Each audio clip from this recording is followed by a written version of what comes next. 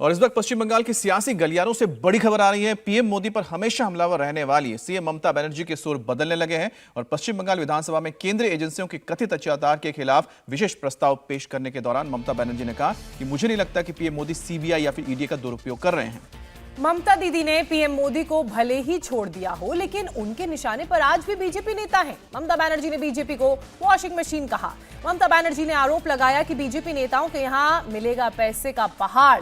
कुछ दिनों पहले संघ की तारीफ और अब पीएम मोदी के लिए मिठास। पीछे दीदी का वो डर माना जा रहा है इसके, जो भ्रष्टाचार के आरोप में घिरे भतीजे अभिषेक बनर्जी पर गिरफ्तारी की तलवार को लेकर लटका हुआ है।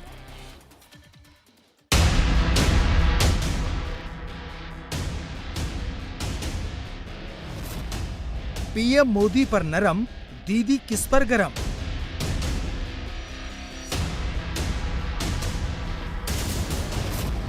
भ्रष्टाचार की खुली पोल, ममता दीदी का सेल्फ गोल।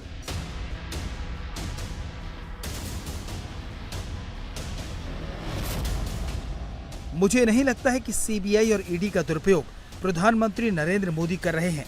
मैं पीएम मोदी से सरकार और पार्टी के कामकाज को अलग अलग रखना सुनिश्चित करने का आग्रह करती हूं।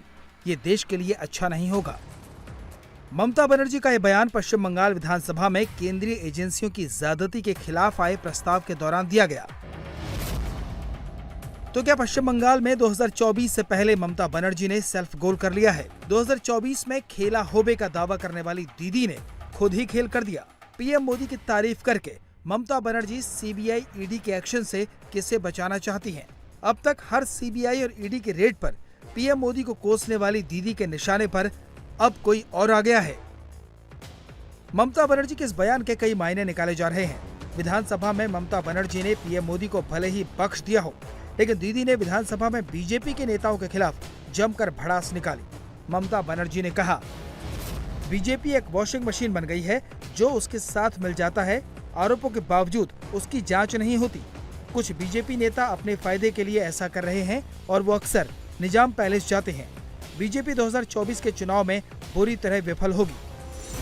ममता ने इस बयान के जरिए पीएम मोदी के बजाय अमित शाह और शुभेंदु अधिकारी पर निशाना साधा है। दीदी के टारगेट पर अमित शाह क्यों हैं, इसकी वजह भी ममता ने खुद ही बता दी। दीदी ने कहा कि सीबीआई पीएमओ को नहीं बल्कि गृह मंत्री को रिपोर्ट करती है। ममता बनर्जी के इन आरोपों पर बीजेपी ने तीखा प्रहार किया है। बंगाल की सरकार जितनी घोटाले में, जितने भ्रष्टाचार में और लिप्त होकर के डूब रही है, उतनी हताश होकर के सरकार बीजेपी के ऊपर और केंद्र सरकार के ऊपर आरोप लगा रही है। इसकी क्या मतलब होती है? सीबीआई और ईडी इसके खिलाफ और निंदा प्रस्ताव विधानसभा में पारित हो जाता है तो क्या फर्क पड़ता है? इसके पहले भी उन्होंने किया है। सीए पारित हो गया, केंद्र सरकार की पार्लियामेंट में पास हुआ, प्रेसिडेंट का सिग्नेचर हो, लॉ कानून बनने के बाद उसका खिलाफ प्रस्ताव होता है। जब डिमोनेटाइजेशन हुआ, इसका खिलाफ निंदा प्रस्ताव लिया गया है। क्या फ़र्क पड़ता है?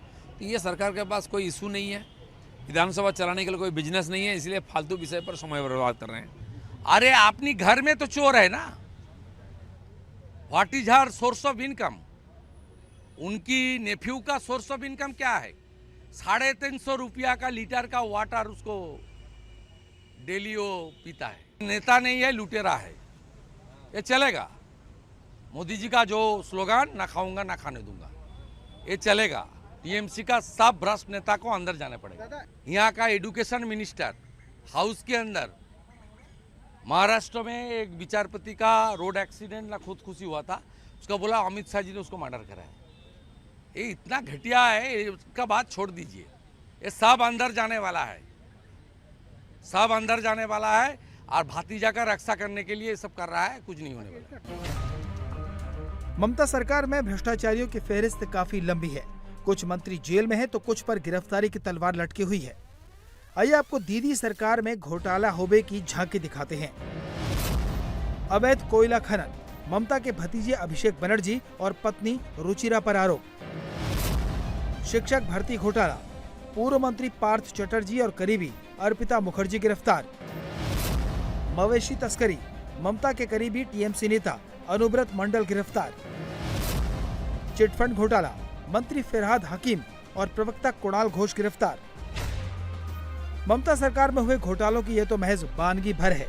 जांच एजेंसियों के पास लिस्ट काफी लंबी है जिन पर गिरफ्तारी की तलवार लटकी हुई है, लेकिन ममता दीदी को फिक्र उनके सियासी वारिस अभिषेक बनर्जी की है। शायद यही वजह है कि अब दीदी के निशाने पर पीएम मोदी और संघ नहीं बल्कि गृह मंत्री अमित शाह और शुभेंदु अधिकारी हैं। इंडिया टीवी हर वक्त हर जगह डाउनलोड करने के लिए सर्च करें India TV news Google play store या ऐप स्टोर पर।